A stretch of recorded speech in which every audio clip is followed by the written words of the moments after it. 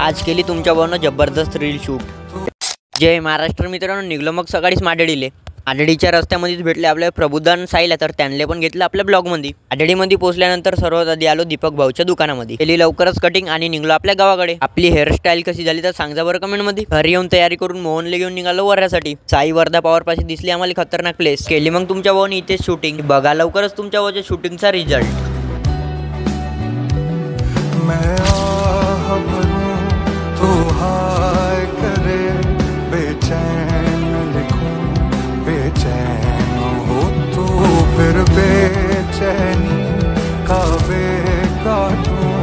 तुझे चैन जरा सा हो जाए।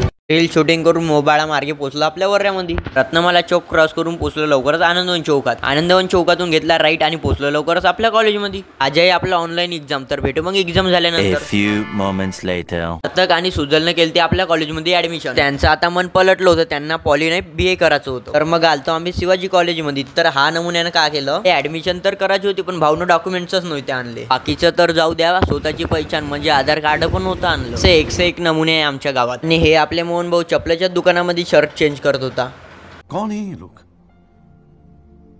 कहां से आते हैं?